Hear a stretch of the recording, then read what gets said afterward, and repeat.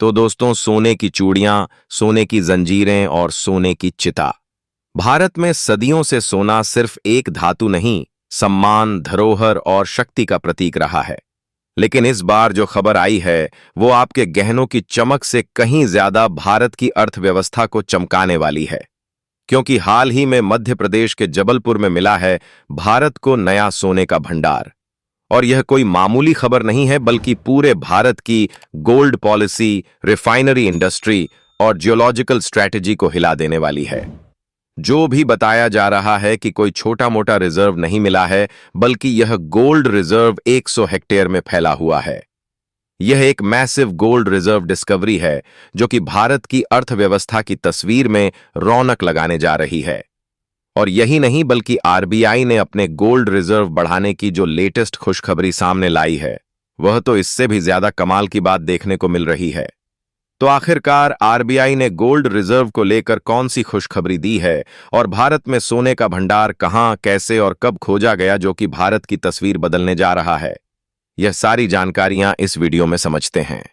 लेकिन आगे बढ़ने से पहले, भारत सोने की चिड़िया दोबारा से बनता हुआ दिखाई दे रहा है। उसके लिए वीडियो को लाइक करके चैनल को सब्सक्राइब जरूर कर लीजिए। देखिए, यह बात आप सभी लोग जानते हैं कि भारत को सोने की चिड़िया कहा जाता था। लेकिन भारत की धरती का सोना अंग्रेज लूट कर लेकर चले गए। इसलिए भारत की जो धरती सोने की चिड़िया थी, वह खोखली बन गई है।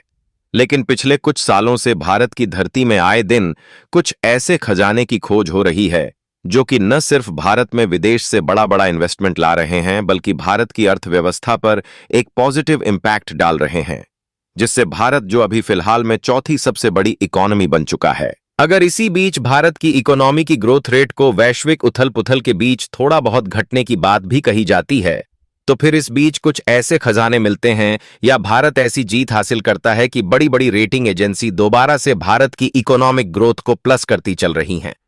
और इसी बीच एक ऐसी खबर आई है जिससे फिर से भारत की इकोनॉमिक ग्रोथ प्लस होने के लिए तैयार है।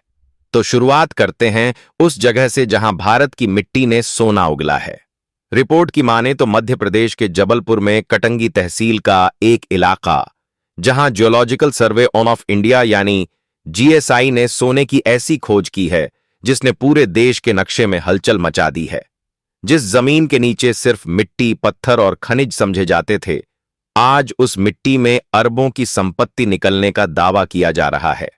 और कोई थोड़ा बहुत नहीं, बल्कि करीब 100 हेक्टेयर में फैला यह इलाका अब भारत की गोल्ड इंडस्ट्री के लिए फोकस पॉइंट बन गया है। और जीएसआई की रिपोर्ट कहती है, यह कोई शुरुआती आकलन नहीं है, बल्कि इस इलाके में सोने की मौजूदगी का पुख्ता प्रमाण मिल चुका है। अब जरा सोचिए, भारत जो अभी भी हर साल 700 से 800 टन तक सोना इंपोर्ट करता है, और जिसकी विदेशों पर निर्भरता इस हद तक है कि 4 से 5 लाख करोड़ सिर्फ सोना खरीदने में चला जाता है। वहीं अगर अपने ही देश में 100 हेक्टेयर में फैले गोल्ड रिजर्व को खनन में बदला जाए तो क्या होगा? सीधा सा जवाब है कि भारत सिर्फ खरीदार नहीं, सोने का उत्पादक देश बन सकता है, जिसमें जबलपुर बहुत बड़ी भूमिका निभा सकता है। और सबसे बड़ा सवाल यही है कि हम ऐसा यकीन क्यों करें कि यहां पर गोल्ड रिजर्व पाया गया है। तो इसके लिए आपको बता दें कि जीएसआई की एक टीम ने जबलपुर के कैरपानी और देवरीमाल इलाके में डिटेल्ड जियोकेमिकल सर्वे और मैग्नेटिक एनालिसिस किया, जिसके प्रोसेस में सबसे पहले मिट्टी के सैंपल लिए गए, फिर रॉक यूनिट्स को स्कैन किया गया। उसके बाद जो डेटा सामने आया उसने सब कुछ चौंका दिया। जबलपुर, जहां पर सोने के भंडार होने का दावा किया जा रहा है, और जीएसआई सर्वेक्षण के द्वारा मिल रही जानकारी के मुताबिक सोने की मात्रा इतनी है कि इंडस्ट्रियल लेवल पर माइनिंग के लिए बिल्कुल उपयुक्त मानी गई। इसका मतलब यह नहीं कि बस कुछ ग्राम निकले, बल्कि यह एक मैसिव गोल्ड रिजर्व डिस्कवरी है जो पूरी एक माइनिंग बेल्ट में तब्दील हो सकती है, क्योंकि यहां से कई टन सोना निकलने की उम्मीद है। अब जरा तस्वीर को बड़ा करके देखिए। भारत की गोल्ड पॉलिसी हमेशा आयात आधारित रही है। हर साल सैकड़ों टन सोना विदेशों से आता है, ज्यादातर यूएई, स्विट्जरलैंड और दक्षिण अफ्रीका से। इससे डॉलर में भुगतान करना पड़ता है, जिससे भारत का करंट अकाउंट डेफिसिट यानी व्यापार घाटा बढ़ता है। लेकिन अब अगर जबलपुर, उत्तराखंड, झारखंड जैसे क्षेत्रों से गोल्ड माइनिंग शुरू हो तो भारत अपनी करेंसी को डॉलर पर निर्भर नहीं रखेगा, बल्कि अपने रिजर्व खुद बनाएगा।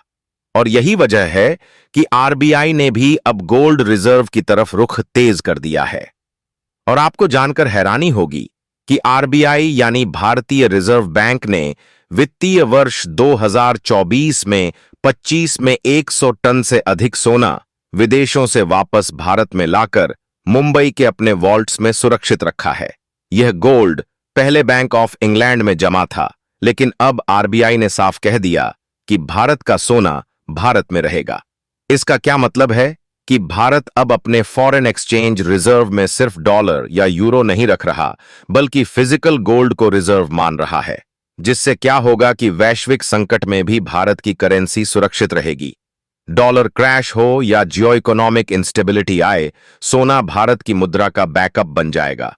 और अब जब जबलपुर में खुद का सोना मिल गया है, तो आरबीआई को विदेशों से मंगाने की जरूरत नहीं पड़ेगी। वह सीधे देश के अंदर से ही रिजर्व बढ़ा सकता है।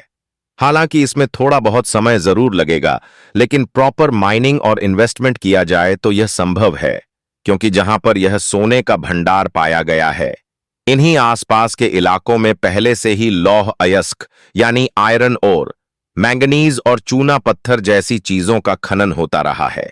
इस क्षेत्र में पहले से मौजूद खनन के बुनियादी ढांचे और विशेषज्ञता का फायदा सोने के खनन में भी मिल सकता है।